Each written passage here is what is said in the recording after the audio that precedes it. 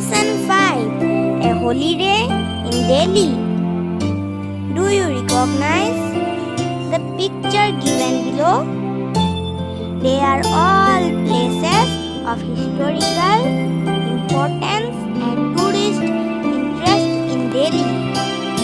Their names are given in jumble order, working in pairs.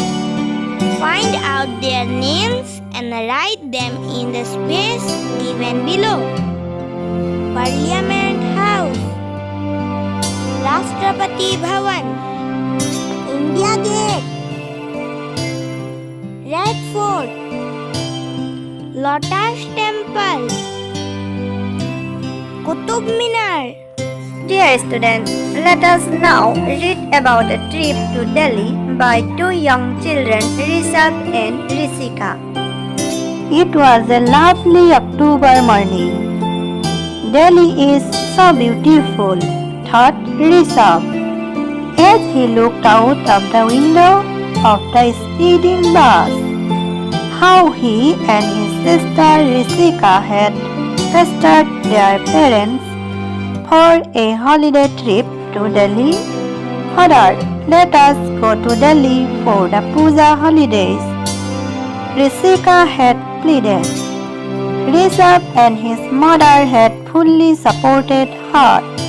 Don't say no, she had begged. Her father, Rishabh fondly recalled that father had been rather reluctant that day. What about your exams in November? He asked. But they had noticed a smile on his lips. Don't worry, father.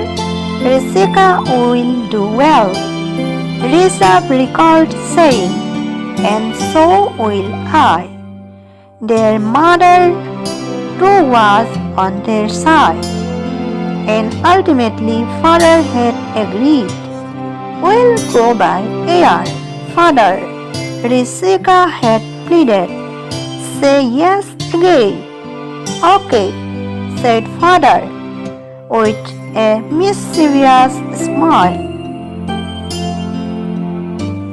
Tickets were arranged.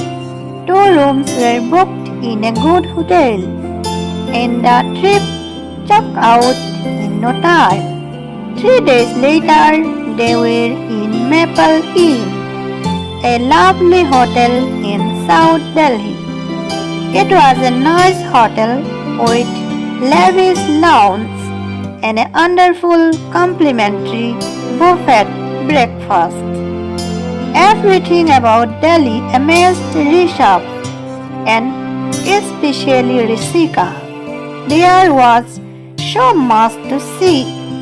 The huge structure of the Red Fort amazed them. Rishika recognized the India Gate and shouted to her father excitedly. Father, look then! This morning they were on a luxury bus to Agra. They couldn't afford to miss the Taj Mahal. The bus sped on and Rishabh felt wonderful. Suddenly he saw something on the floor of the bus below his seat. He bent down and picked up a wallet lying on the floor. Father, sitting beside him, was as usual fast asleep. He always slept in cars and buses while traveling. Mother no longer got embraced by father's habit. Rishabh woke him up and showed him the wallet. Father, this wallet was lying under my seat. I see. Open it and see if you can find any card to trace the owner, he said. There's a lot of money, father, said Rishabh.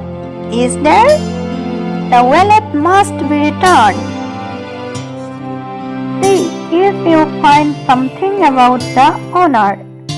Look, father, There's a slip of paper with a few telephone numbers and one number marked as my number inside a pocket of the wallet.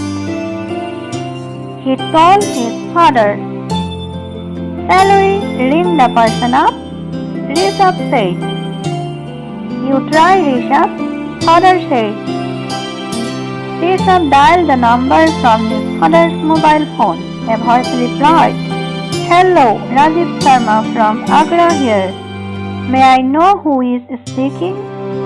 Hello, I am Rishabh Barua from Guwahati. My younger sister, my parents, and I are traveling from Delhi to Agra on a bus. I found a wallet under my seat. Is it yours by any chance? Yes, it is. You don't know how worried I was. I had my ATM card, my driving license, and my PAN card inside the wallet. There was some money as well. Rishabh told him that they were visiting Agra and would be stopping at the Taj Mahal area. He gave the man the number of the bus. He also described the color and model of the bus. He told Mr. Sharma that they should be in Agra in an hour's time. If he could come up to the tourist bus stop near the Taj Mahal, Rishabh would hand over the wallet to him. Meanwhile, they would keep contact over the mobile phone. Rajiv Sharma was waiting with his mobile phone fixed to his ear at the bus stop. When he saw the bus, he stood by the door. He introduced himself as a young businessman in the city. He was very happy to get the wallet back. I don't know how to thank you, he said, offering Rishabh 1,000 rupees from the wallet. Rishabh refused to take the money and said he was happy that Mr. Sharma had got back his lost wallet. Rajiv Sharma thanked them once again and promised to keep in touch.